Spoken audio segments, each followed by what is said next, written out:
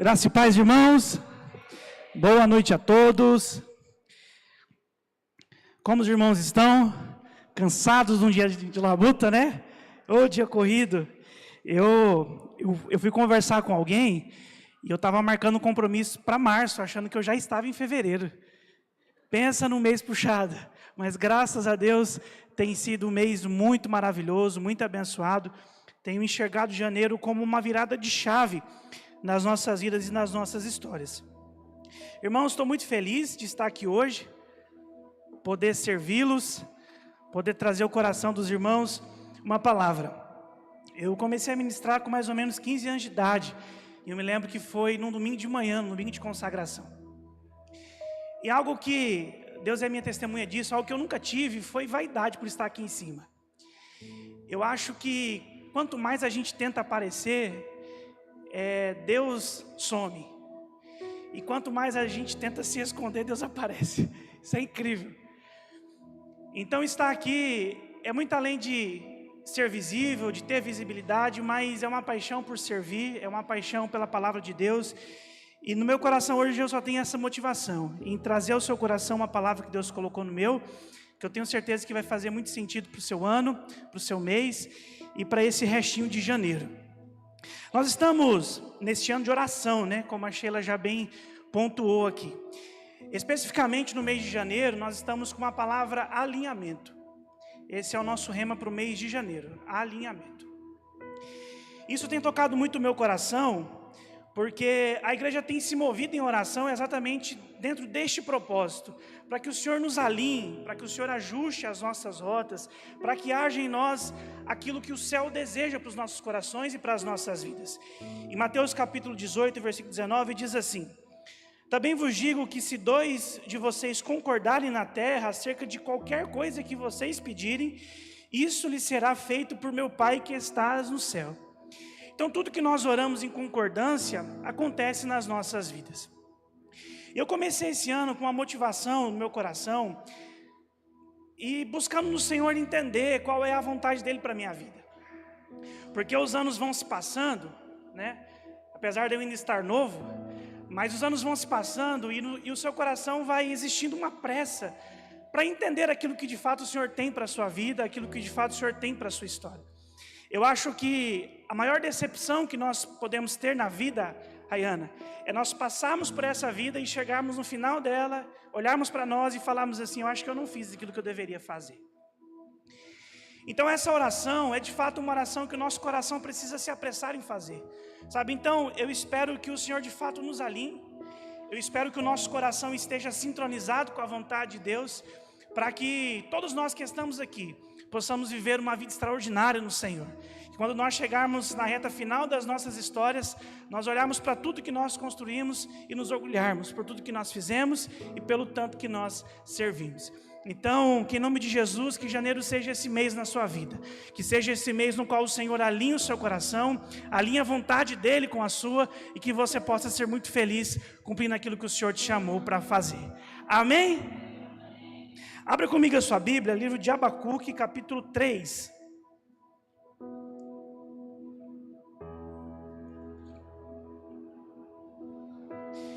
Livro de Abacuque, capítulo 3, versículo 16.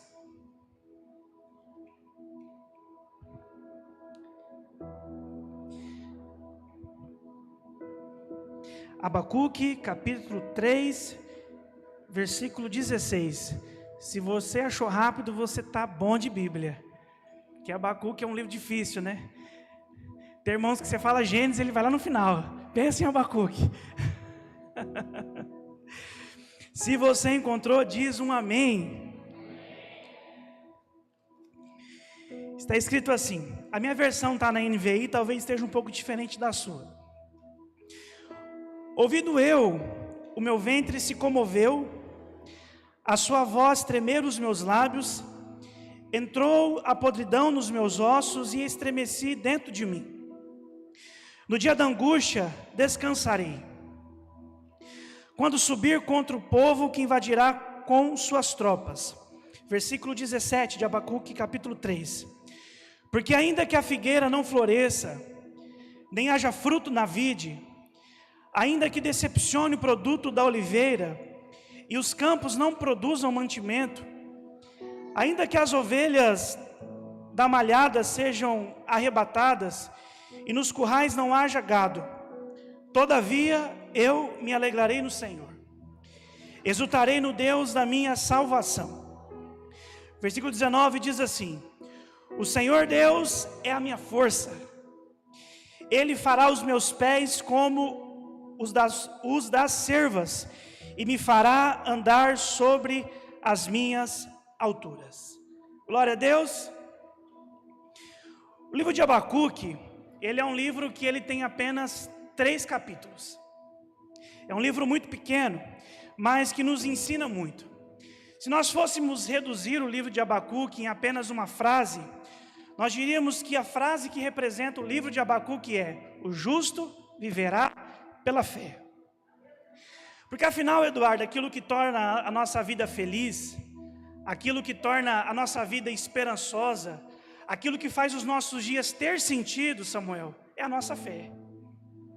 E tem um texto que explica exatamente para nós o que de fato é a fé. Eu gostaria que... É o Lion que está lá? Eu acho que deve ser. Não? É? Lion, é Hebreus capítulo 11. Hebreus capítulo 11, se você puder abrir comigo a sua Bíblia. Hebreus capítulo 11, versículo 1. Vamos fazer aqui uma pequena exegese do texto. Ele diz assim: ora, a fé é a confiança daquilo que esperamos e a certeza das coisas que não vemos. Ou seja, a fé representa algo que nós não conseguimos enxergar, que nós não conseguimos ver com os nossos olhos, que nós não conseguimos tocar, mas que nós esperamos. O versículo 2 diz assim: porque através da fé os antigos alcançaram testemunhos. O que isso quer dizer? Que foi através da fé que Moisés abriu o mar. Foi através da fé que Noé construiu a arca, mesmo não vendo chuva, mesmo não vendo nuvens. Foi através da fé que pessoas foram curadas. Foi através da fé que muitas coisas maravilhosas aconteceram. Foi através da fé que os antigos alcançaram testemunho. Isso representa a nossa fé. E o versículo 3 diz assim: pela fé, nós entendemos que os mundos foram feitos pela palavra de Deus, ou seja, pela declaração que saiu da boca de Deus, de maneira que aquilo que nós vemos não foi feito daquilo que é aparente. Ou seja, tudo que nós enxergamos hoje, as árvores, os peixes, os animais, não nasceram através de algo que nós conseguimos ver, mas nasceram através de uma liberação de uma palavra, através da palavra que saiu da boca de Deus. Então tudo isso nasceu através do invisível. Então o que a Bíblia quer nos ensinar é que nós precisamos crer que aquilo que sustenta o visível ainda é o invisível. Eu não sei se isso ficou claro para você. Nós precisamos entender que aquilo que sustenta o visível ainda é o invisível. É por isso que a minha vida, ela não é o resultado de coisas aleatórias. A minha história não vai ser construída pela oportunidade que o meu patrão me der. A minha vida não vai ser construída pela força do meu braço, porque eu acredito que existe uma força maior que domina, que controla e que faz o apontamento da minha vida. Isso é você ter fé, é você entender que o mundo visível, ele ainda continua sendo sustentado pelo mundo invisível. Isso quer dizer que a fé, ela não explica o caminho, mas a fé, ela te sustenta durante o caminho, até que você alcance a compreensão daquilo que Deus te chamou para fazer. E essa era a convicção que Deus queria levar Abacuque a entender. Essa era a convicção que Deus gostaria que Abacuque entendesse. E nós vamos aqui entender os questionamentos que Abacuque apresentou diante de Deus. No capítulo 1, Abacuque faz um questionamento que todos nós fazemos. Ele olha para o seu estado, ele olha para a sua cidade, ele olha para a sua família e tudo que ele enxerga é desgraça. Tudo que ele enxerga é problema, tudo que ele enxerga são situações difíceis. E ele diz assim para Deus: até quando? Até quando eu clamarei por socorro e o Senhor não me ouvirá? Até quando eu orarei? Até quando eu levantarei as minhas orações ao Senhor e a maldade vai prevalecer? A violência vai prevalecer e a sua lei vai ser enfraquecida. Sabe, ele queria entender o sentido de Deus estar demorando para fazer algo na vida dele. Ele queria entender o porquê que Deus estava permitindo que todas aquelas situações acontecessem no reino de Judá. E aí eu imagino que Deus olha para Abacuque e diz assim: já que você está olhando com os olhos carnais, eu vou piorar a situação. Ele diz assim: eu estou trazendo os babilônicos, uma nação que é cruel, que é impetuosa, que marcha por toda a extensão da terra para se apoderar das moradias que não lhe pertencem. É uma nação que ela é apavorante, é uma nação que é temível, que cria a sua própria justiça e que promove a sua própria honra. Deus estava dizendo assim para Abacuque: se você acha que está ruim, eu quero dizer para você, vai piorar. Se essa a visão que você está tendo a respeito do seu momento, da sua situação, eu quero dizer para você que a sua situação não vai melhorar, ela tende a piorar. E diante dessa afirmativa de Deus, Abacuque faz uma declaração que todos nós fazemos em algum momento das nossas vidas. Ele diz assim: como o Senhor, sendo um Deus tão bom, permite que isso aconteça nas nossas vidas. Quem aqui já fez uma vez essa pergunta para Deus? Todos nós já fizemos essa pergunta para Deus. Só que aí o que me chama a atenção, Lion, coloca para nós Abacuque capítulo 2, por favor. A sua Bíblia está aberta ainda aí?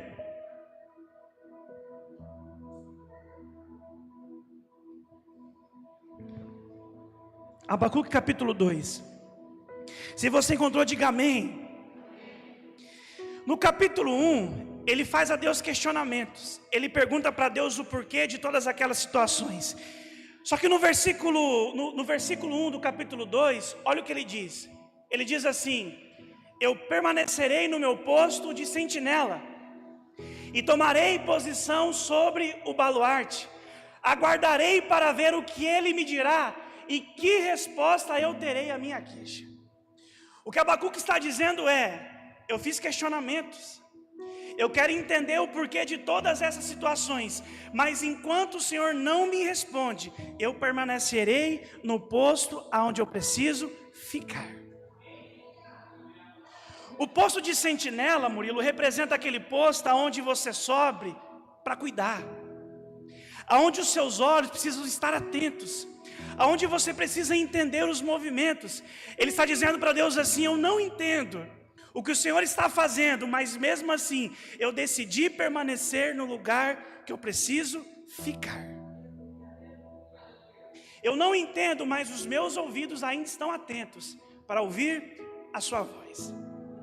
E sabe por quê, Joel? Por vezes a gente não consegue ouvir a voz de Deus nos nossos momentos de fraqueza. É porque quando nós estamos no meio da tempestade, a gente não quer permanecer. A gente quer fugir. A gente não quer ouvir.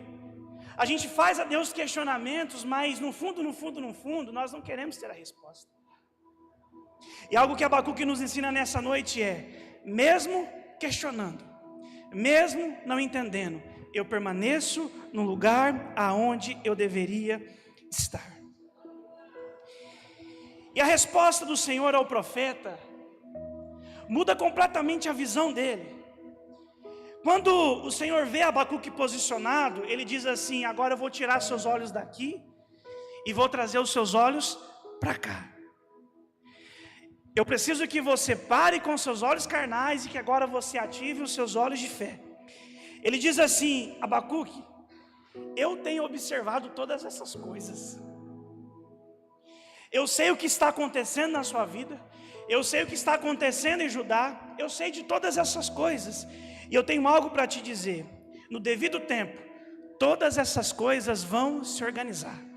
Eu só preciso que você tenha fé, porque um justo, ele viverá pela fé. Todas essas coisas têm um tempo determinado. Mesmo, Abacuque, que hoje você não consiga enxergar a solução, mesmo que hoje a sua mente não consegue compreender aquilo que eu estou fazendo, eu estou dizendo para você que se você permanecer num lugar onde você está, em um determinado momento da sua vida, os pontos vão se ligar. Você não entende, irmão, a sua história quando você olha daqui para frente, mas você entende a sua história quando você olha do fim para trás, porque os pontos se ligam, Murilo. Você entende por que Deus permitiu passar por isso? Você entende por que você passou por aquela provação? E lá no final, você entende que a vontade de Deus era uma vontade poderosa para a sua vida. E ele diz assim, diante dessa resposta de Deus, e aqui eu quero finalizar a minha palavra. Ele diz assim: Senhor, eu ouvi a tua palavra e eu temi. Em outras traduções, pastor Adai, ele diz assim: eu ouvi aquilo que o Senhor fez no passado. E diante de todas as coisas que o Senhor fez, o meu coração temeu. E ele faz um pedido a Deus, ele diz assim: Senhor, aviva a tua obra nos meios dos anos. Faz com que aquelas obras que aconteceram no passado comecem novamente a acontecer dentro do nosso tempo. E aí vem aquela declaração que todos nós amamos. Ele diz assim: ainda que a figueira não floresça, ainda que não haja fruto na vide, ainda que o produto da oliveira me decepcione, ainda que os campos não produzam mantimento, ainda que as ovelhas malhadas sejam arrebatadas, todavia eu me alegrarei no Senhor. O que Abacuque está nos ensinando é que o verdadeiro vencedor, ele não celebra depois da conquista. O verdadeiro vencedor, ele celebra no meio da prova, porque ele sabe que existe um tempo determinado para que todas as coisas aconteçam na sua vida. Celebrar a Deus depois que você tem uma conquista é muito bom, irmão. Mas sabe o que é melhor do que isso? É você olhar após uma conquista e você dizer assim para Deus: eu não celebro isso aqui agora, eu celebro isso aqui desde o dia que está no meu coração. Tem vezes que nós precisamos ser igual Noé, Joel. Deus fala assim para Noé: eu vou mandar um dilúvio, Noé.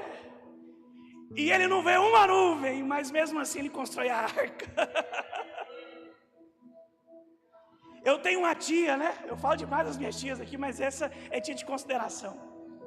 Hoje ela mora numa casa maravilhosa. Ela mora numa casa que tem piscina, uma casa que tem LED, uma casa que tem luzes. E ela me disse assim: Tiago, sabe como é que eu me mudei para cá? Eu morava numa casa pequena. Um dia eu falei para Deus assim: quer saber, não quero mais essa casa aqui não. Peguei umas caixas, comecei a guardar minha mudança e falei assim: Deus vai me dar uma casa nova, Deus vai me dar uma casa nova. Eu não tinha dinheiro, mas não sei o que aconteceu. Meses depois eu estava dentro daquela casa. Isso é fé. Isso é você celebrar uma conquista mesmo antes dela acontecer. Eu gostaria, Laio, que você colocasse aqui para nós Lucas capítulo 17, versículo 11. Lucas 17, versículo 11, até o versículo 14.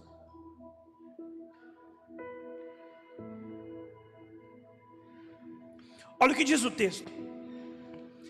A caminho de Jerusalém, Jesus passou pela divisa entre Samaria e Galileia. Ao entrar em um povoado, 10 leprosos dirigiram-se a ele e ficaram a uma certa distância. E gritaram em alta voz: Jesus, mestre, tem piedade de nós.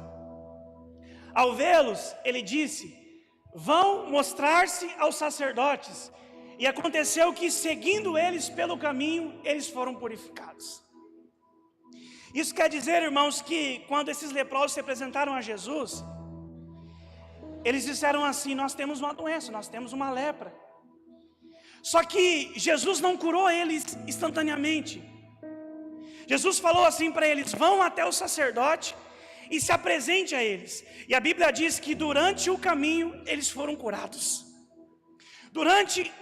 Até eles chegarem ao sacerdote, a cura foi acontecendo. Então isso nos diz que quando Deus faz algo, Ele não faz de forma instantânea, sabe? Mas nós sentimos que algo está acontecendo. Nós sentimos que uma chave está virando, e é por isso que nós precisamos começar a celebrar, porque Deus já está fazendo algo, mas nós não estamos conseguindo enxergar, mas Ele está fazendo algo. Nossa. Eu quero finalizar essa palavra compartilhando com os irmãos talvez algo que vocês não saibam. A minha esposa não está aqui, mas eu quero compartilhar algo com vocês. Há mais ou menos alguns meses, nós nos mudamos aqui para Rivaldir Albert, número 350. Se um dia você quiser lá em casa fazer um churrasco, eu tenho a churrasqueira, você pode levar a carne, que a gente faz esse churrasco lá em casa. Eu me lembro que no primeiro dia, quando nós chegamos nessa nossa casa, que nós estamos morando hoje, nós já definimos onde seria o nosso quarto, Murilo. Falamos, nosso quarto vai ser aqui. E aí nós olhamos para um quarto do lado, e nós dizemos assim, esse vai ser o quarto da Emanuela, esse vai ser o quarto da nossa filha. E eu me lembro que nesse dia, nós estávamos com o nosso coração muito aflito, porque os diagnósticos sempre eram negativos. Eu me lembro, Rai, que a Vitória se ajoelhou, eu peguei um óleo ungido, coloquei a mão sobre a cabeça dela, sobre a barriga dela, e disse assim para Deus, eu já quero te agradecer, porque o nosso filho, ou a nossa filha, já está sendo gerado, mesmo que a gente não veja. E hoje, passado alguns meses, nós já estamos de 31 semanas. Nós estamos quase finalizando já o quarto da Emanuela. Nós já colocamos o berço, nós já colocamos a cômoda e nós já colocamos também o guarda-roupa. Tem vezes que eu vou dormir, coloco a mão na barriga dela e ela está revirando, mexendo na barriga da Vitória. Só que, irmã Rose, eu não celebro isso há 6 meses. Eu já celebro isso há mais ou menos 1 ano e meio. Porque eu sabia que em algum momento, Murilo, Deus ia fazer. E eu sempre me considerei um vencedor. Eu sempre me considerei um pai. Desde o primeiro dia que nós dizemos assim, nós vamos ter um filho. A palavra que eu tenho para o seu coração hoje é, mesmo em meio a maior batalha da sua vida, você ainda continua sendo um vencedor. Comece a celebrar agora, irmão. Comece a agradecer agora, irmão, porque Jesus se agrada disso. A Bíblia diz assim, tudo que vocês pedirem, já acreditando que receberam, assim eu farei. Então que nessa noite você saia daqui com essa palavra. O verdadeiro vencedor celebra antes mesmo da vitória. Se coloque de pé em nome de Jesus.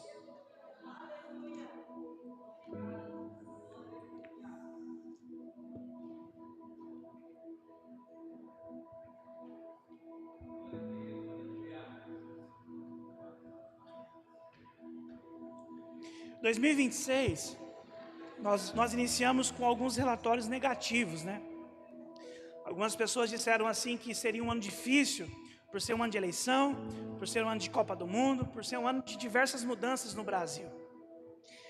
Mas, irmão, não coloque seu coração nisso não, porque as pessoas sempre enxergam como Abacuque primeiro enxergou, com os olhos carnais. Comece a depositar sua confiança no Senhor. O Brasil ainda continua sendo governado pelo Senhor. A sua vida continua ainda sendo governada pelo Senhor. Enxergue todas as realidades pelos olhos da fé. Porque eu tenho certeza que, exatamente como você enxerga, eu tenho notícia para você. Deus vai fazer além do que o seu coração projeta, do que o seu coração espera. Feche os seus olhos nessa noite. Em nome de Jesus.